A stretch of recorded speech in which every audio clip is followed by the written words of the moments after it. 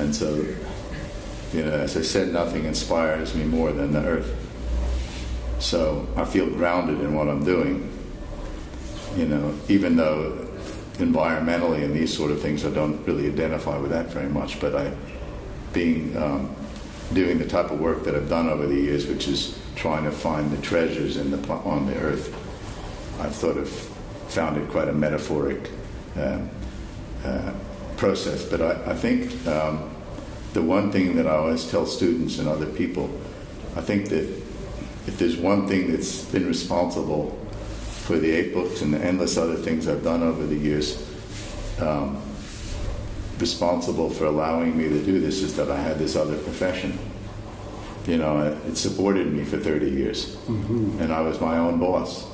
So I didn't, you know, I ran around Africa looking for minerals, but I was never working for anybody. So I had my own time and my own energy, and I made my own money. And so that was crucial. If I had been working in some other field or for somebody else, instead of having 8 or 12 or 15 books, I would probably have 2 if I'm lucky, or 3.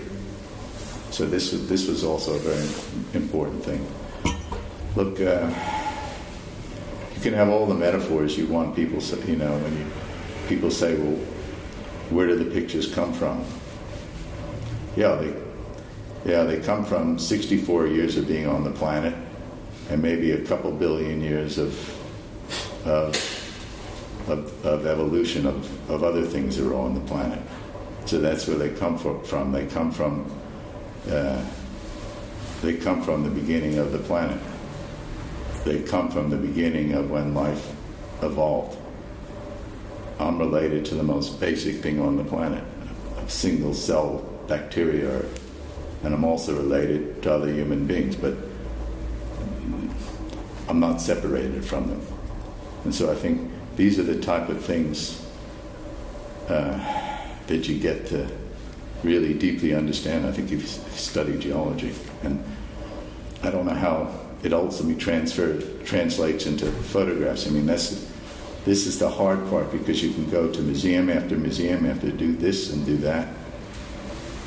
But when I go back and take pictures again, all that disappears. Just all disappears. I'm stuck with the chaos of the place. What to do next?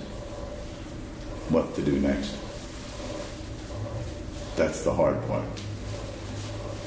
It never gets any easier. You're constantly putting more balls in the air. Mm-hmm. Well, I think we should wrap it up at this point. I do